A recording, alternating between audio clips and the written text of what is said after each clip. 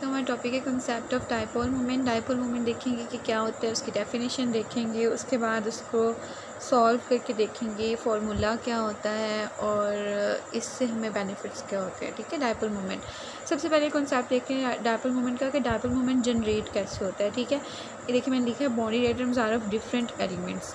क्या होता है कि जब दो डिफरेंट एलिमेंट्स, यहाँ पे देखें आप लोग, HCl है, HBr है, HF है, HI कार्बन मोनोऑक्साइड है, नाइट्रोजन ऑक्साइड है। इसमें क्या होता है कि दो डिफरेंट एलिमेंट्स हैं, हाइड्रोजन है और क्लोरीन है।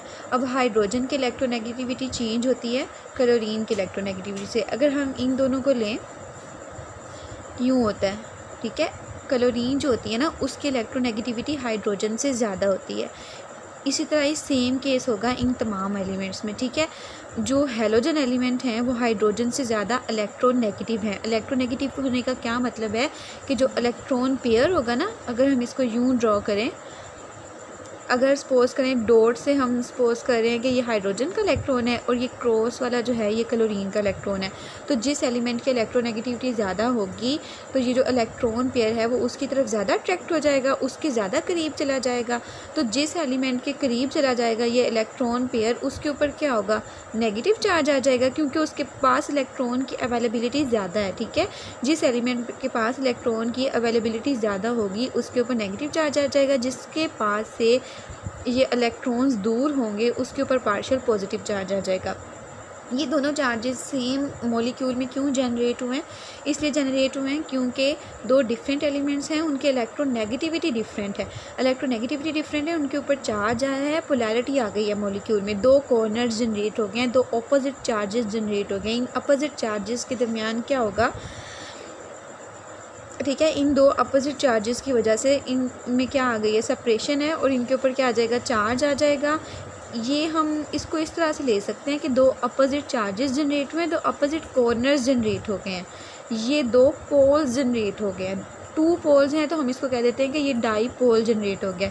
याद रखिएगा जो डाईपोल है, दो पोल बन जाएंगे सेपरेट चार्जेस की वजह से सेम मॉलिक्यूल में, वो हमेशा बनते हैं सेपरेशन ऑफ चार्जेस की वजह से। ठीक है, अब यहाँ पे जैसे मैंने लिखा है कि इसका कंसेप्ट बॉन्डेड एटम्स और different elements, bonded atom different elements से होंगे। ठीक है, इलेक्ट्रोनेगेटिविटी डिफरेंस होगा इनमें, ठीक हो गया, इलेक्ट्रोनेगेटिविटी डिफरेंस है इनमें, क्लोरीन की ज़्यादा है, हाइड्रोजन की कम है, तो ये केसेस जो हैं वो कंपल्सरी हैं। ठीक है, बॉन्डेड एटम्स होने चाहिए डिफरेंट एलिमेंट्स के। ठीक है, उसके बाद उन दोनों के दरमियान इलेक्ट्रोनेगेटिविटी का डिफरेंस होना भी कंपलसरी है। सेकंड रीज़न आती है हमारे पास मॉलिक्यूल बिकम पोलर, इनमें इलेक्ट्रोनेगेटिविटी का डिफरेंस होगा, उसकी वजह से क्या होगा, मॉलिक्यूल पोलर हो जाएगा। Separation of charges on the molecule is called dipole. अब इसके ऊपर सेपरेशन ऑफ चार्जेस हो गई है, ये मैंने आप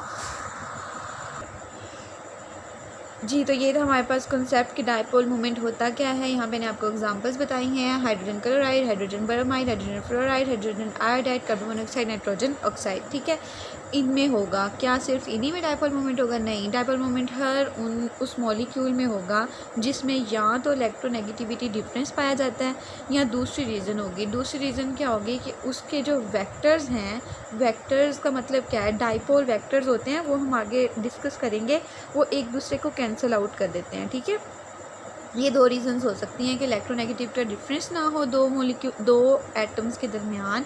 एक मॉलिक्यूल के जितने भी एटम्स हैं उसके अंदर, एलिमेंट्स के एटम्स हैं उसके अंदर, या तो इलेक्ट्रोनेगेटिव का डिफरेंस ही ना हो, या फिर ये हो कि उसके वेक्टर्स एक दूसरे को कैंसिल कर दें, तो डायपोल मूवमेंट नहीं होगा। अदरवाइज़ हर मॉलिक्यूल में डायपोल मूवमेंट पाया जाएगा। उसके बाद हम इसकी डेफिनेशन देखते हैं कि क्या है डायपोल मूवमेंट। न्यू से हम इसको रिप्रेजेंट करते हैं। ठीक है, ये इसका सिंबल है डायपोल मूवमेंट का। The dipole movement is defined as the product of the electric charge Q and the distance between the positive and negative charges. क्या होता है कि जैसे यहाँ पे दो चार्जेस जनरेट हो गए थे ना, पॉजिटिव एंड नेगेटिव, वैसे होता है।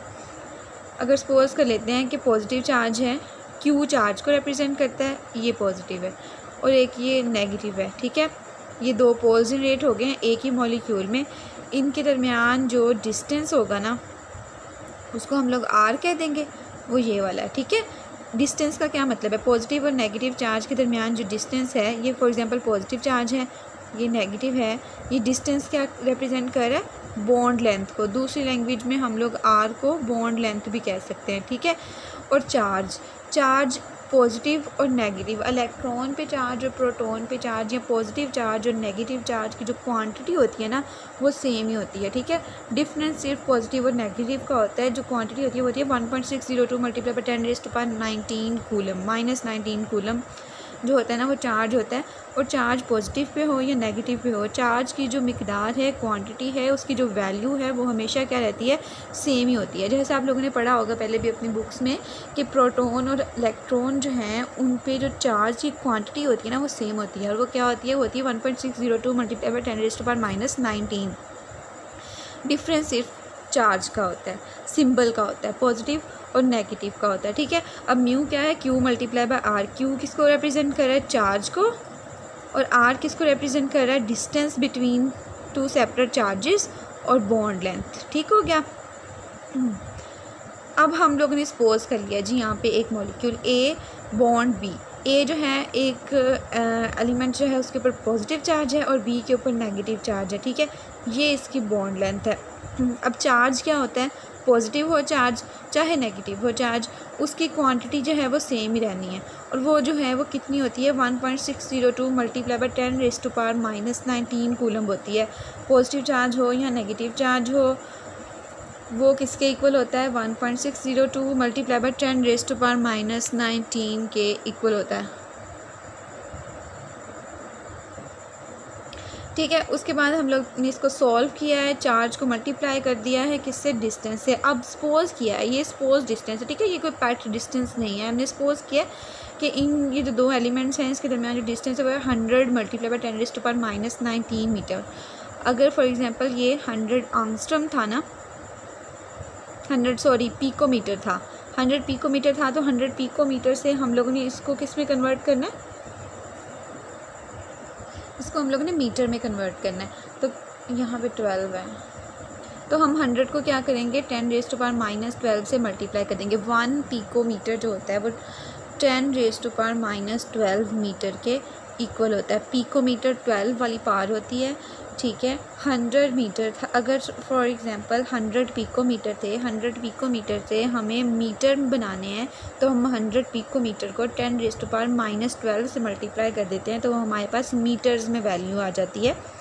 अब चार्ज यहाँ पे कूलम में है, डिस्टेंस मीटर में है, हमने उसको मल्टीप्लाई किया, ये आंसर आ गया। हमारे पास आंसर है मीटर कूलम में।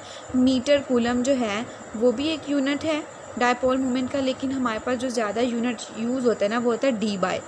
क्या यूनिट का नेम है, डी बाय। डी बाय जो है वो ज़्यादा यूज़ होता है, कॉमन यूज़ होता है। तो हम लोग मीटर कूलम में जो आंसर आया है ना डायपोल मोमेंट का, उसको हम लोग डी बाय में कन्वर्ट कर लेंगे। डी बाय में कन्वर्जन का क्या मेथड होता है कि जो मीटर कूलम में हमारे पास आंसर आया है ना उसको हम लोग किस पे डिवाइड करेंगे, 1 डी बाय जो होता है ना, 1 Debye is equal to 3.336 multiply by 10⁻⁻30 metre coulomb, ठीक है। 1 डी बाय इस वैल्यू के इक्वल होता है। तो अब हम लोगों ने क्या करना है, हाँ यहाँ पे लिखा भी हुआ है 1 Debye is equal to 3.336 multiply by 10⁻⁻30 metre coulomb. अब हम लोगों ने क्या करना है, मीटर कूलम को डी बाय में कन्वर्ट करना है। मीटर कूलम छोटा यूनिट है या डी बाय छोटा है, डी बाय बड़ा यूनिट होता है, मीटर कूलम छोटा यूनिट होता है। जब हम छोटे यूनिट से बड़े यूनिट की तरफ जाते हैं तो क्या करते हैं, हमेशा डिवाइड करते हैं। अब ये जो आंसर आया था ना मीटर कूलम, यहाँ पे ये जो आंसर आया था ना मीटर कूलम पे, इसको हम लोग डिवाइड कर देंगे इस वैल्यू के ऊपर, तो हमारे पास जो आंसर आएगा ना वो डी बाय में आ जाएगा, ठीक है। यहाँ पे डी आएगा, जो आंसर आएगा 4.8 वो डी बाय में आ जाएगा। आगे हम लोग देखते हैं, यहाँ तक तो हो गया हमारे पास कॉन्सेप्ट की डायपोल मोमेंट होता क्या है, उसकी एग्जांपल, उसको सॉल्व कैसे करना है, उसका फॉर्मूला क्या है। आगे हम लोग देखते हैं कि इससे हमें क्या क्या इन्फॉर्मेशन मिलती है।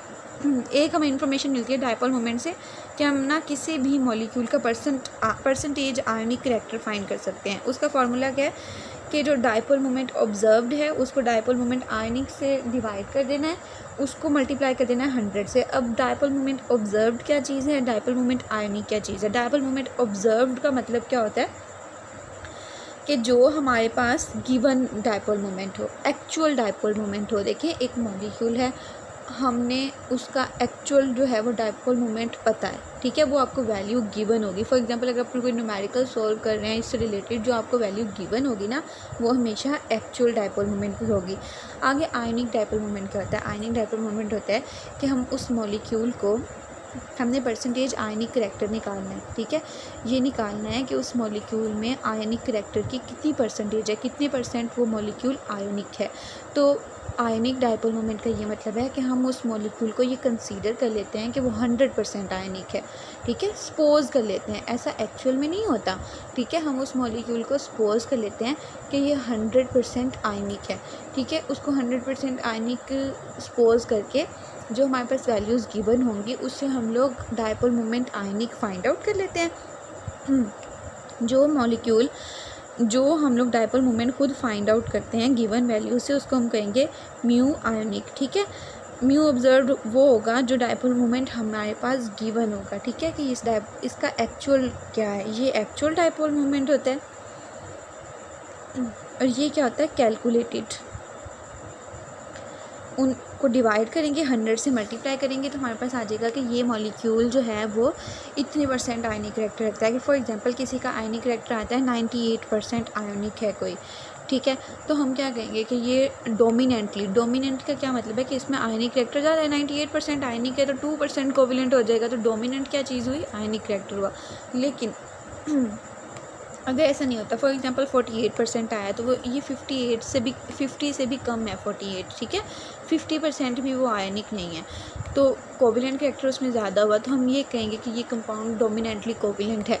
तो इससे हम लोग क्या कर सकते हैं कि ये बता सकते हैं कि कौन सा मॉलिक्यूल कोवेलेंट है, कौन सा मॉलिक्यूल जो है वो आयनिक है, ठीक है। एक इन्फॉर्मेशन ये होगी। सेकंड हम लोग इसकी ज्योमेट्री को डिस्कस करते हैं।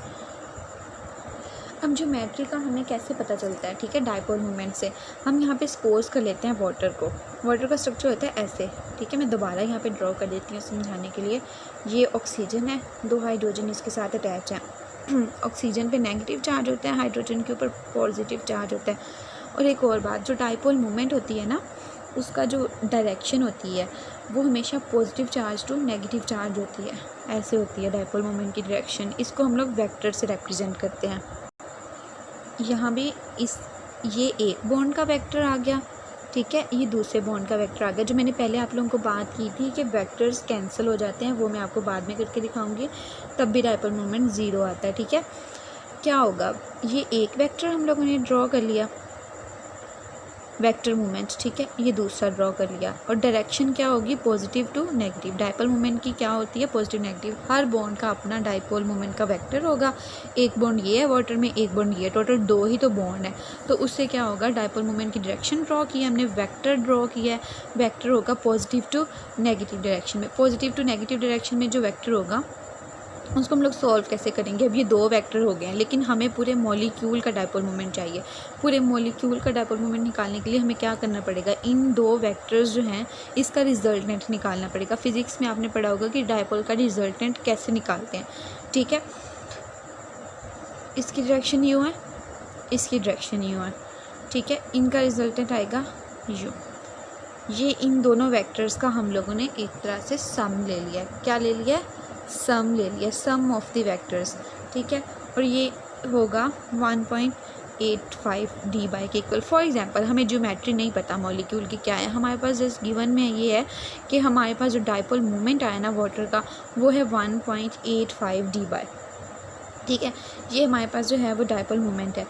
अब डायपोल मोमेंट से क्या पता चलता है, डायपोल मोमेंट हमारे पास गिवन है किसी मॉलिक्यूल, इससे ये पता चलता है कि वाटर का स्ट्रक्चर लीनियर हो ही नहीं सकता। लीनियर होता तो क्या होता, ये देखें,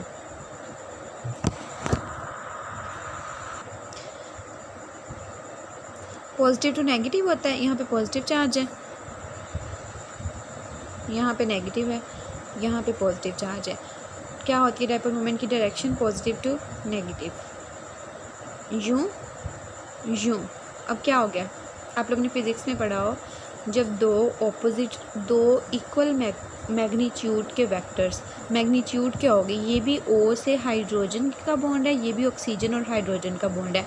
ये बॉन्ड लेंथ भी उतनी होगी, ये भी बॉन्ड लेंथ भी उतनी होगी, ठीक है, क्योंकि ये दोनों एटम्स भी हाइड्रोजन और ऑक्सीजन के दरमियान बॉन्ड है ना, ये भी हाइड्रोजन और ऑक्सीजन के दरमियान बॉन्ड है। तो इससे क्या होगा कि दोनों की बॉन्ड लेंथ इक्वल होगी। ये तो ये दोनों वेक्टर्स मैग्नीट्यूड में इक्वल हो गए, ठीक है। R सेम है, क्यू भी सेम है, ठीक है। तो मैग्नीट्यूड में तो इक्वल होंगे, ये वाला डायपोल, ये वाला डायपोल, ठीक है। दोनों वेक्टर्स डायपोल के मैग्नीट्यूड में इक्वल हो गए, ठीक है, इक्वल इन मैग्नीट्यूड। लेकिन यहाँ पे क्या है, ऑपोजिट इन डायरेक्शन। जब दो वेक्टर्स इक्वल इन मैग्नीट्यूड हो, ऑपोजिट इन डायरेक्शन हो, तो वो कैंसिल आउट हो जाते हैं, उनका कोई रिजल्टेंट नहीं निकलता। हम उनको ऐड नहीं कर सकते, उनको मल्टीप्लाई नहीं कर सकते, ठीक है। तो हमारे पास 1.85 डी बाय अगर गिवन हो तो हमें इससे पता चलता है कि वाटर का स्ट्रक्चर लीनियर नहीं हो सकता। या तो वो बेंट होगा या एंगुलर होगा, लीनियर कभी भी नहीं हो सकता, क्योंकि लीनियर स्ट्रक्चर अगर वाटर का होता तो उसका डायपोल मोमेंट कंपल्सरी बात थी कि वो ज़ीरो आता। लेकिन हमारे पास डायपोल मोमेंट ज़ीरो नहीं है, डायपोल मोमेंट 1.85 डी बाय है, तो इससे जाहिर होता है कि वाटर का स्ट्रक्चर एंगुलर है। नेक्स्ट हम दूसरी एग्जाम्पल डिस्कस कर, कार्बन मोनोऑक्साइड। कार्बन मोनोऑक्साइड भी सेम केस है कि ये बॉन्ड भी वही है, इसकी बॉन्ड लेंथ भी उतनी है, इसकी बॉन्ड लेंथ भी होती है। दोनों वेक्टर्स इक्वल इन मैग्नीट्यूड है, ऑपोजिट इन डायरेक्शन है, तो क्या होगा, डायपोल मोमेंट हमारे पास ज़ीरो आएगा। उसके बाद हम लोग डिस्कस करते हैं BF3 और CH4 जो है, इनके मॉलिक्यूल्स को डिस्कस करते हैं। CH4 बेसिकली बुक्स में ड्रॉ ऐसे किया होता है, लेकिन इसकी जो ओरिजिनल जो होती है इसकी शेप वो यूँ होती है, ठीक है। ये दो जो हैं वो स्पेस में होते हैं, ये आमने सामने होते हैं, लेकिन जब पेज पे ड्रॉ करते हैं तो वो यूँ बनेगी। कार्बन और hydrogen, carbon hydrogen, carbon hydrogen, carbon hydrogen, चारों बॉन्ड्स जो हैं उनकी बॉन्ड लेंथ सेम आएगी, क्योंकि चारों बॉन्ड्स में जो बॉन्ड बन रहा है वो सेम एलिमेंट्स के दरमियान बन रहा है। कैसे, यहाँ भी कार्बन और हाइड्रोजन के दरमियान बॉन्ड है, यहाँ पे भी कार्बन और हाइड्रोजन के दरमियान बॉन्ड है, यहाँ पे भी कार्बन और हाइड्रोजन के दरमियान बॉन्ड है, यहाँ पे भी कार्बन और हाइड्रोजन के दरमियान बॉन्ड है। तो बॉन्ड लेंथ क्या होगी, सेम होगी, ठीक है।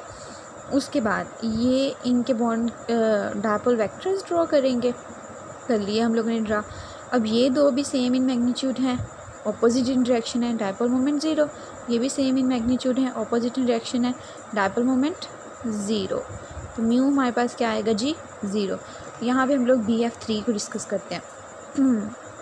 पॉजिटिव टू नेगेटिव डायरेक्शन होती है वेक्टर की, ये बात आपने हमेशा ड्रॉ करनी है कोई भी मॉलिक्यूल ड्रॉ करते हुए, उसके वेक्टर्स ड्रॉ करते हुए। BF3 है, बोरोन पे पॉजिटिव चार्ज है, फ्लोरीन पे नेगेटिव है, यूँ आएगा इसका वेक्टर, इस बॉन्ड का वेक्टर भी यूँ आएगा, इसका यूँ आएगा। इन दोनों का रिजल्टेंट क्या निकलेगा, ठीक है, दो ऐसे जा रहे हो या ऐसे जा रहे हो वेक्टर्स, इन दोनों को ऐड करेंगे तो रिजल्टेंट यूँ निकलता है। जैसे हम लोगों ने यहाँ पे भी ड्रॉ किया था, ऐसे जा रहा था, ऐसे जा रहा था, तो रिजल्टेंट यूँ निकला था। इन दोनों को ऐड करेंगे, यूँ इसको ऐड करेंगे तो ये रिजल्टेंट आ गया। ये जो रिजल्टेंट आया है ये equal in magnitude but opposite in direction है इस वाले वेक्टर के, तो इसका भी डायपोल मोमेंट ज़ीरो आएगा। याद रखिएगा, डायपोल मोमेंट किसी भी मॉलिक्यूल में दो रीज़न्स की वजह से ज़ीरो आ सकता है। एक रीज़न ये हो, या आप लोग नोट कर लें कहीं पे भी कि दो रीज़न्स होंगी जिसकी वजह से डायपोल मोमेंट किसी भी मॉलिक्यूल में ज़ीरो होगा।